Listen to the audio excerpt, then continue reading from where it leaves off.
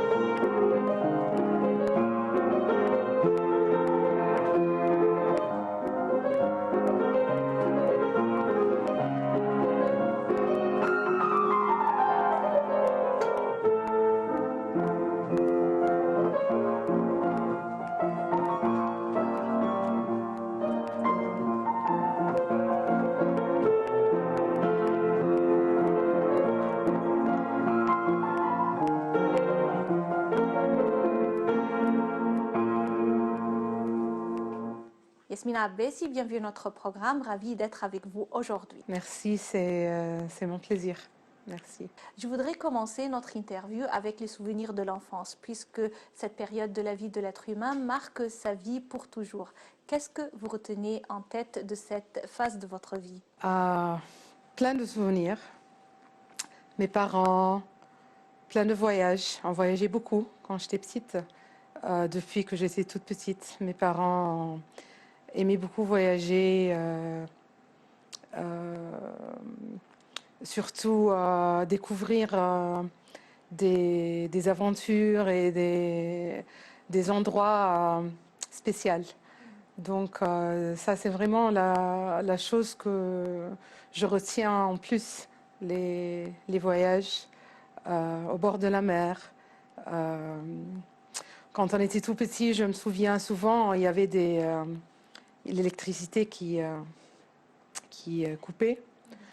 Et donc, on allumait le feu dans la cheminée, on restait entre nous, mes parents et ma sœur et moi.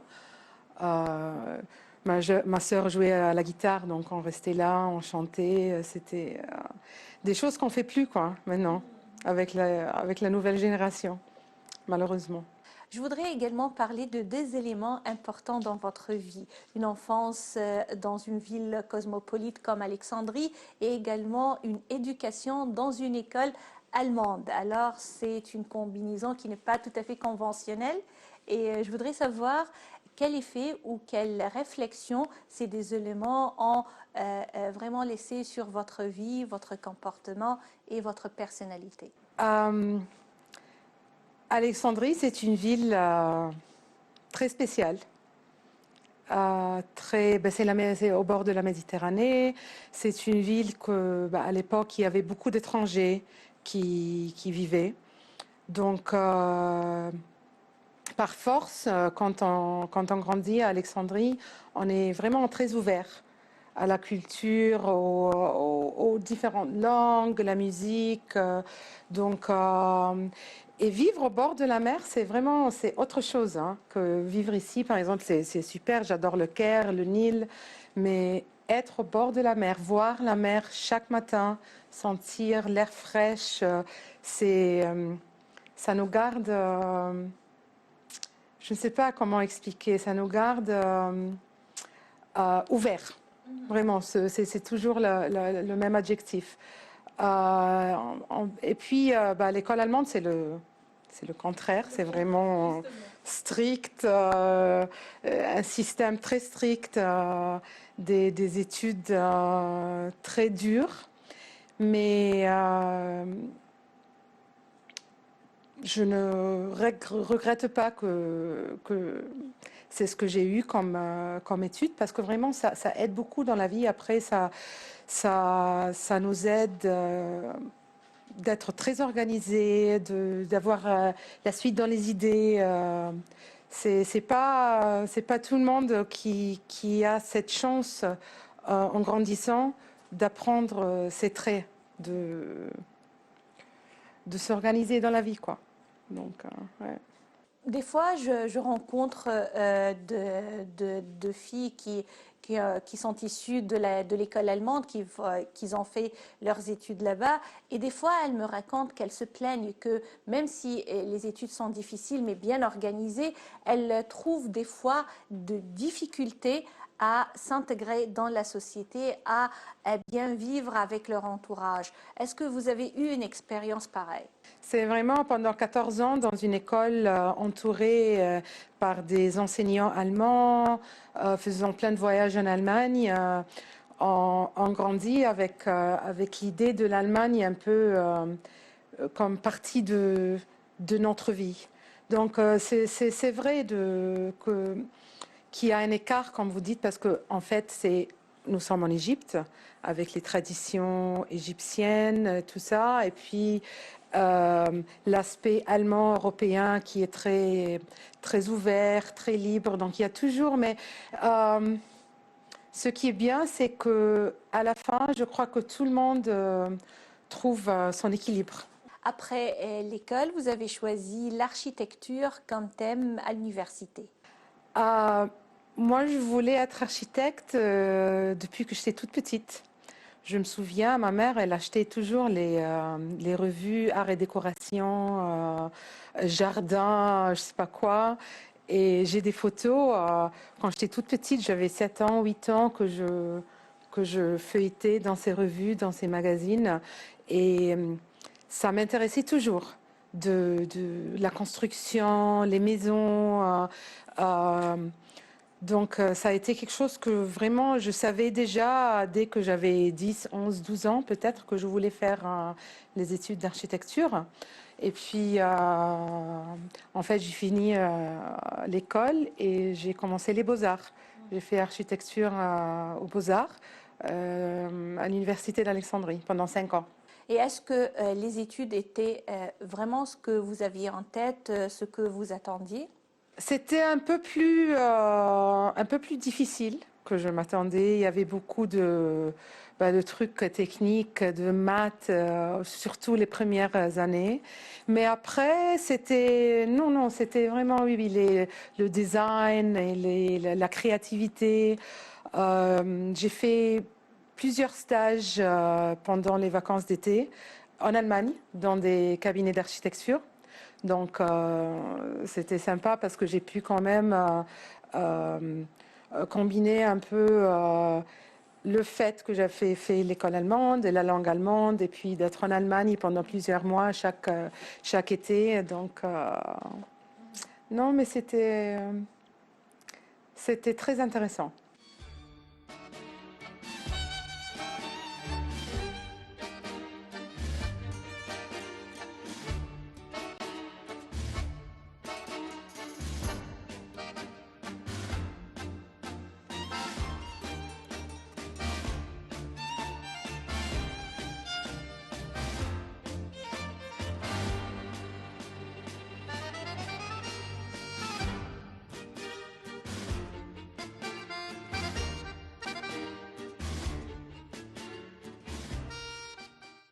Également, vous avez une passion, une penchée vers l'art plastique. Et je voudrais savoir comment vous avez développé cette passion ou cet amour pour l'art plastique.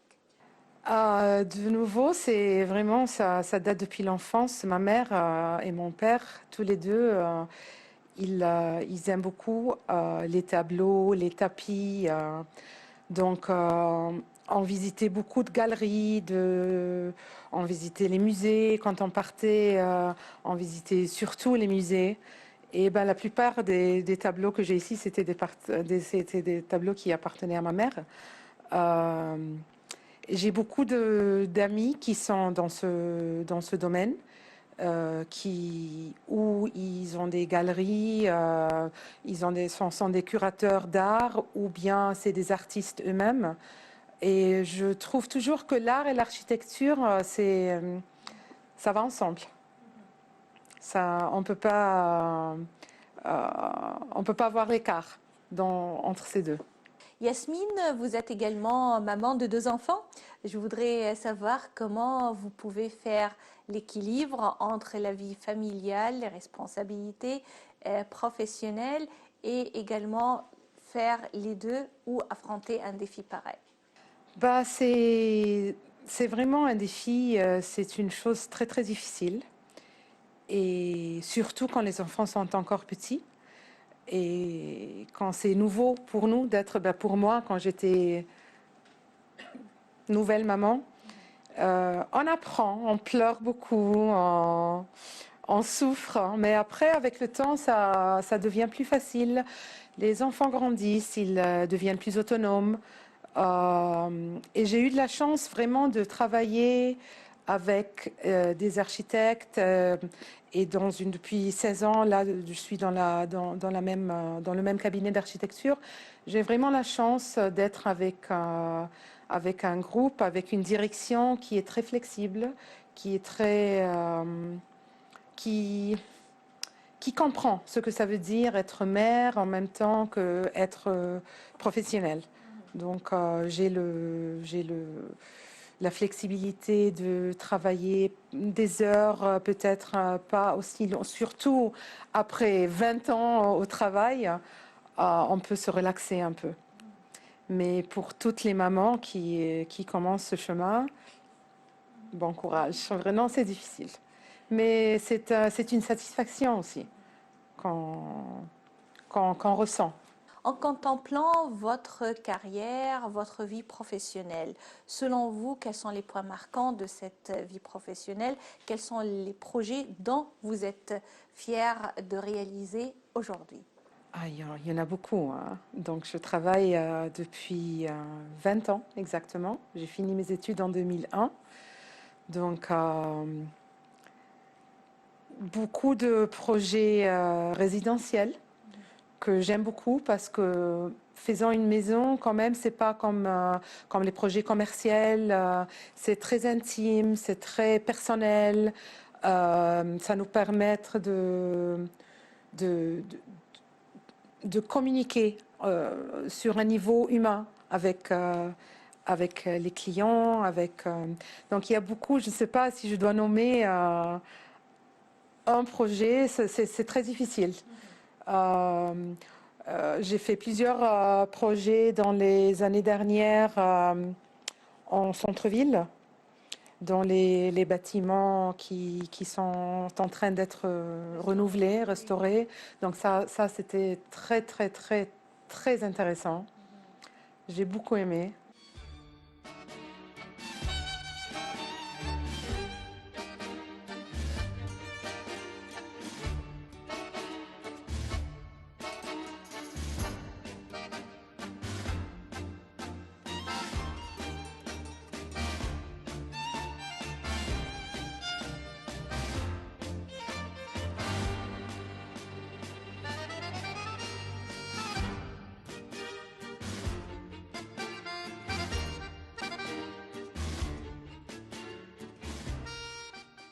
Je peux constater que vous aimez le centre-ville. Quand vous avez choisi une maison, c'est oui au bord du Nil, mais également au centre-ville.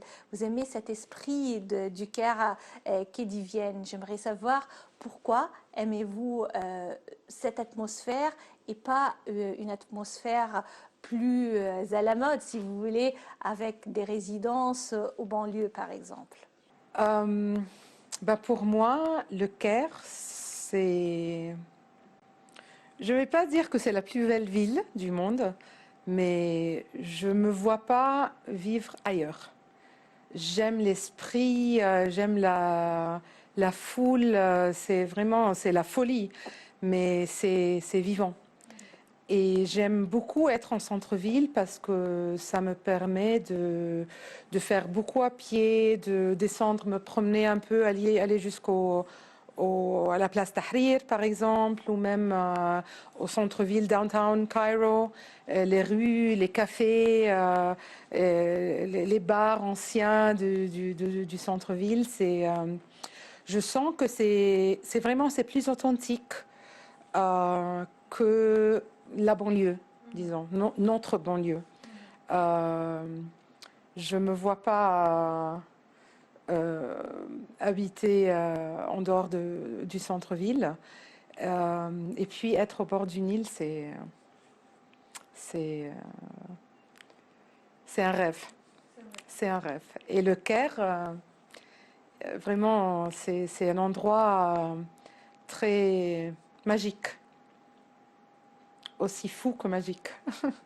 À part les responsabilités pour la famille, le travail et également l'art, vous avez une autre passion pour le voyage, que ce soit en Égypte ou à l'étranger. Parlons d'abord de l'Égypte.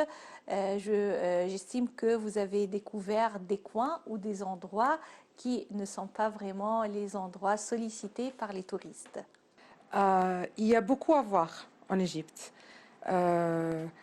Entre la Méditerranée et la mer Rouge, le Sinaï, le désert, il y a beaucoup, beaucoup à voir. Donc, j'essaye de voyager beaucoup en Égypte, surtout avec mes enfants, pour leur faire connaître leur pays. Et ça aussi, c'est une chose que j'ai appris à l'école. On faisait beaucoup de voyages dans des endroits vraiment très bizarres hein, pour des voyages d'école, des trucs, des coins au Sinaï que personne ne connaît. Euh, donc, j'aime beaucoup découvrir mon pays. Et il y a plein d'endroits que j'aimerais visiter, surtout vers le sud-sud de l'Égypte. Il y a des endroits formidables. Et ça me fait mal au cœur parfois que je vois beaucoup d'Égyptiens qui connaissent rien de ces endroits. J'espère que dans les années prochaines, je pourrai visiter plus de ces endroits très spéciaux. Également pour les voyages à l'étranger, vous aimez bien découvrir des pays uniques, comme où par exemple? Mon dernier voyage, en fait, j'ai passé 10 jours en Ouganda. C'était en août dernier. C'était un voyage de rêve. Vraiment, c'était un des plus beaux voyages que j'ai jamais fait. C'était ma première fois de visiter l'Afrique centrale. C'est complètement différent de tout ce qu'on connaît. Donc j'aime bien faire des voyages, comme vous avez dit, dans des pays qui sont pas naturellement l'Europe, c'est formidable. J'adore la France, l'Italie, la Grèce. J'ai voyagé un peu partout, l'Irlande. Mais là, je commence petit à petit à découvrir l'Afrique. J'ai un voyage prévu pour Noël et Réveillon en Amérique du Sud, au Pérou. J'espère que tout va bien se passer. Normalement, ce sort de voyage, je le fais sans les enfants. Parce qu'ils sont quand même, surtout ma fille elle a 10 ans, ils sont encore trop petits. C'est des voyages très fatigants. Donc, mais peut-être dans quelques années, je les prendrai avec moi pour installer aussi dans leur esprit euh, la hâte de faire des aventures.